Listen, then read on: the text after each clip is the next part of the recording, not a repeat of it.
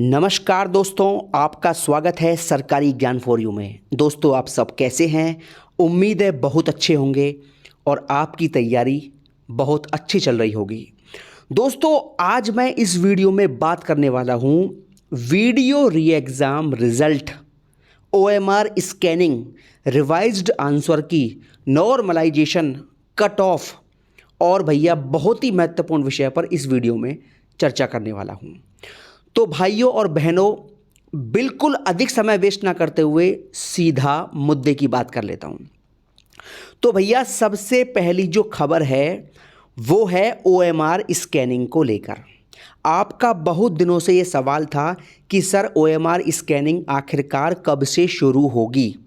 तो भैया जानकारी ये मिली है और अभी कुछ देर पहले मैंने ये जानकारी निकालने का प्रयास किया कि ओएमआर स्कैनिंग अभी शुरू हुई या नहीं हुई। तो भैया जानकारी ये मिली है कि ओएमआर की स्कैनिंग का जो काम है वो 2 दिन पहले शुरू हो चुका है। ठीक है, 2 दिन पहले आपकी ओएमआर की जो स्कैनिंग है वो स्टार्ट हो चुकी है।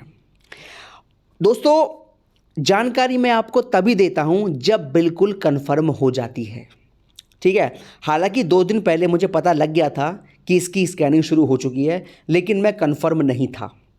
जो मेरे सूत्र हैं, जब उनसे ये बात मैंने 100% कंफर्म कर ली, क्योंकि उनसे मेरी कल बात नहीं हो पाई, आज बात हो पाई है, तो आज ये 100% जानकारी कंफर्म मिल चुकी है कि ओएमआर की जो स्कैनिंग है वो आपकी स्टार्ट कर दी गई है।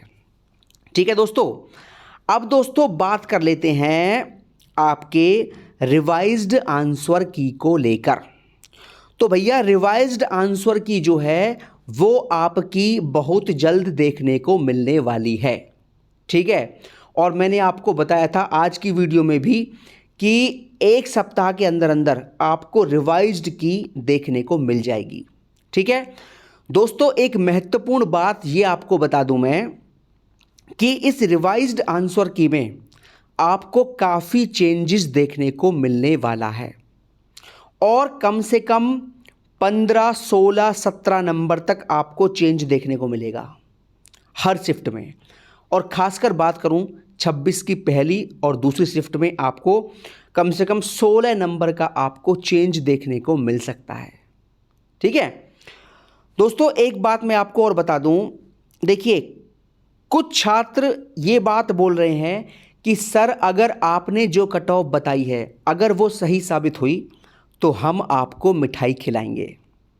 तो इसलिए मैंने यहाँ लिखा है कि क्या आप मुझे मिठाई खिलवाओगे। दोस्तों देखिए, मैंने आपको कट ऑफ बता रखी है 195 जनरल फाइनल। ठीक है, और ये कट ऑफ जो है भैया हिलने वाली नहीं है। चाहे धरती हिल जाए, चाहे आसमान हिल जाए, चाहे कोई भी बड़े से बड़ा भारत का यूट्यूबर ये कहना शुरू कर दे कि कट ऑफ 210 जाएगी, तब भी मैं इस बात को मानने के लिए तैयार नहीं हूँ। कट ऑफ अगर 195 से 1 नंबर भी ऊपर उठ जाए तब मुझे आप आकर बोल देना कि सर आपकी बात गलत हो गई। 195 से कम तो हो सकती है 1 नंबर, लेकिन ज़्यादा नहीं हो सकती। ये बात आप लिख लीजिए, बिल्कुल लिखी बात है, बिल्कुल पक्की बात है। और मेरी बात पत्थर की लकीर है जो मिट नहीं सकती। कट ऑफ को लेकर, कट ऑफ को लेकर, यूपी ट्रिपल एससी की कट ऑफ को लेकर आज तक मैं किसी भी भर्ती की कट ऑफ को लेकर गलत नहीं हुआ हूँ। अगर यूपी ट्रिपल एससी की भर्तियों पर वीडियो बनाता हूँ तो आज तक जिस भी भर्ती पर कट ऑफ पर वीडियो बनाया है आज तक गलत नहीं हुई है और उम्मीद करता हूँ आगे भी गलत नहीं होगी। शुरू में ये कट ऑफ आपको बहुत कम लग रही थी, लेकिन जब धीरे धीरे बहुत सारे हमारे बड़े बड़े चैनल्स जब उन्होंने कट ऑफ गिराना शुरू कर दिया तो अब कुछ छात्रों को भरोसा होने लगा है कि हाँ 195 कट ऑफ जा सकती है। धीरे धीरे वो यूट्यूबर्स, वो बड़े बड़े चैनल्स औकात पर आते हैं, लेकिन उनको औकात पर आने में कुछ समय लगता है।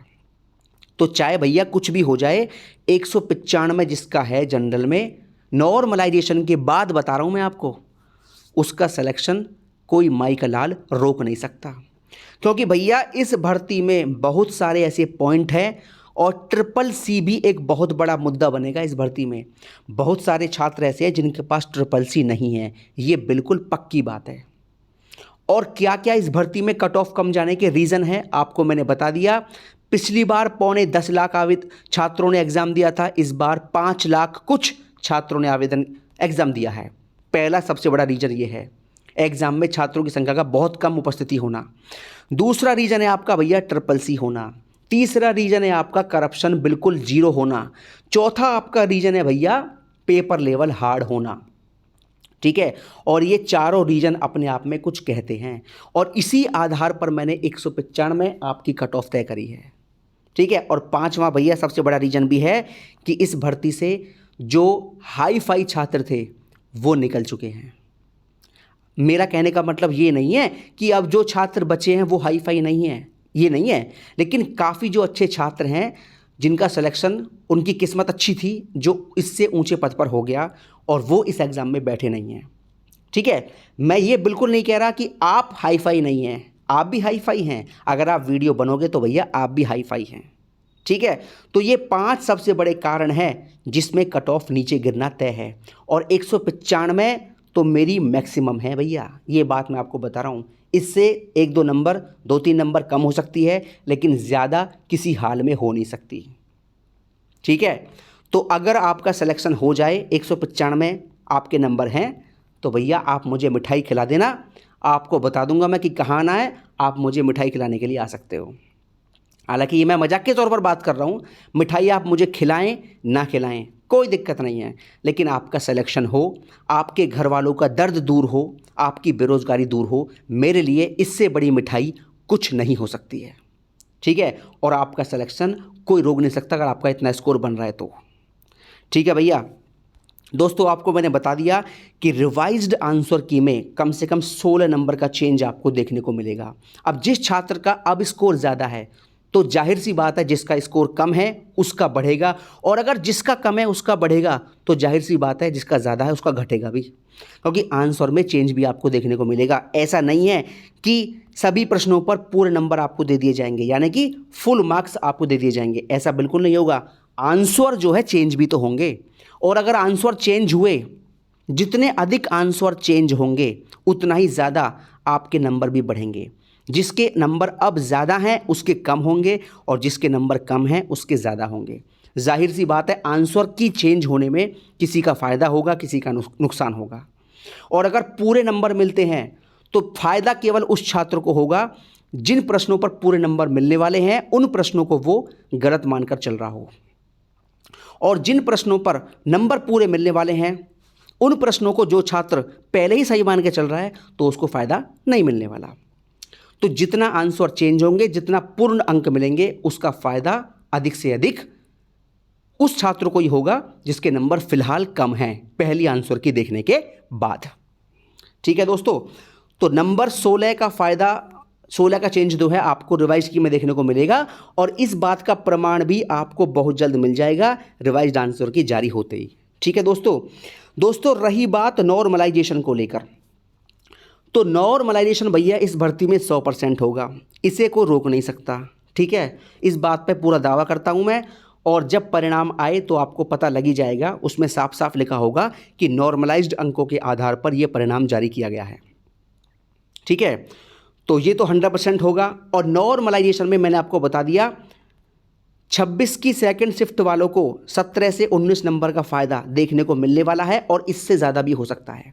ठीक है, ये बात आप लिख के रख लो मेरी, चाहे स्क्रीनशॉट लेके रख लो, चाहे लिख के रख लो। 17 से 19 नंबर कम से कम है और ज़्यादा भी हो सकता है, 25 नंबर तक भी पहुंच सकता है ये। ठीक है, ये बात आपको मजाक में लग रही होगी, लेकिन नॉर्मलाइजेशन भैया वो चीज़ है जो राजा को बना देती है रंक, ठीक है, और रंक को बना देती है राजा। ये बात भी आप याद रखना। ठीक है, चाहे वो 26 सेकंड शिफ्ट हो, है ना, चाहे 27 सेकंड शिफ्ट हो, फ़ायदा बहुत भयंकर मिलने वाला है इन दोनों शिफ्टों को, ये बात मेरी याद रखना। दोस्तों आगे बात कर लेते हैं भैया रिज़ल्ट को लेकर। तो देखिए रिज़ल्ट, जितना भी मैंने इस परिणाम को लेकर जानकारी निकालने का प्रयास किया तो जानकारी यही मिली है कि इसका परिणाम आपको नवंबर में देखने को मिलेगा। ठीक है, लेकिन मेरी इस बात को याद रखना, अगर आप इसका परिणाम अक्टूबर में देखना चाहते हो तो आपको इसका परिणाम अक्टूबर में भी देखने को मिल जाएगा, लेकिन कब? जब आप चाहते हो। ठीक है। और मेरी इस बात का मतलब केवल यही है कि आप सभी छात्रों को और छात्राओं को, इस भर्ती के सभी अभ्यर्थियों को एकजुट होना होगा। ये बात मेरी याद रखना, क्योंकि आजकल यूपी ट्रिपल एससी जो है ना, उन छात्रों की बात ज़्यादा सुन रहा है जो छात्र अपनी बात सरकार के आगे रखते हैं या आयोग पर धरना देते हैं। लेखपाल भर्ती में आपने देख लिया कि जब छात्रों ने धरना किया, जब छात्रों में एकजुटता हुई, तुरंत आपको परिणाम देखने को मिला और तुरंत आपको डीवी का नोटिस देखने को मिला। बताइए मिला कि नहीं मिला? इनका रिजल्ट आया कि नहीं आया? डीवी का नोटिस आया कि नहीं आया? बिल्कुल आ गया। और ये केवल और केवल एकजुटता का परिणाम है। ये केवल और केवल धरना देने का परिणाम है। ये केवल और केवल अपनी बात मुख्यमंत्री जी तक पहुंचाने का परिणाम है। ये अपनी बात शासन तक पहुंचाने का परिणाम है। तो जहां भैया एकजुटता होगी ना, वहां सब कुछ हो सकता है। अगर आप चाहते हो ना इसका परिणाम आपको अक्टूबर में मिल जाए, तो अक्टूबर में भी आपको इसका परिणाम देखने को मिल जाएगा। रिवाइज्ड आंसर की जारी होते ही आपको धुआं उठाना शुरू कर देना है। ये बात मेरी याद रखना। और धुआं तभी उठा पाओगे जब आपके अंदर एकजुटता होगी। ठीक है, इकट्ठा हो जाइए सबके सब। शिफ्ट वाइज अपने आप को मत बांटिए, चाहे 26 की पहली में हो, दूसरी में हो, 27 की पहली हो, दूसरी हो। सभी चारों शिफ्ट के बच्चे फिलहाल परिणाम के लिए इकट्ठा हो जाइए। ठीक है, परिणाम जब तक नहीं आएगा डीवी का रिजल्ट, तब तक आपको कोई पूछने वाला नहीं है ना। और आपकी पहली जंग है डीवी रिजल्ट के लिए। और डीवी रिजल्ट अगर आप चाहते हो तो अक्टूबर में भी आ सकता है। रिवाइज्ड आंसर की जारी होते ही यूपी ट्रिपल एससी पर दबाव बनाना शुरू कर दीजिए। ठीक है, और आयोग जाना शुरू कर दीजिए, क्योंकि यूपी ट्रिपल एससी का इतिहास अब तक ये देखा गया है कि जिस भर्ती के छात्रों ने जितना अपनी बात आयोग के सामने रखी, जितने धरने किए, उसका परिणाम उतना ही जल्दी देखने को मिला। नहीं तो किसी की औकात नहीं थी कि अब तक लेखपाल का डीवी आ जाता या लेखपाल का परिणाम जारी हो जाता। जिस प्रकार ये भर्ती कोर्ट में चल रही थी, कोर्ट में चलने के बावजूद भी लेखपाल का रिजल्ट आयोग ने जारी कर दिया। ये केवल छात्रों की मेहनत का नतीजा है। किसी की ताकत नहीं थी जो लेखपाल का डीवी डेट आ जाए। लेखपाल के छात्रों ने ही उनकी मेहनत का नतीजा है। किसी की ताकत नहीं थी कि जेई 18 का परिणाम इतनी जल्दी आ जाए। ये केवल छात्रों की मेहनत का नतीजा है।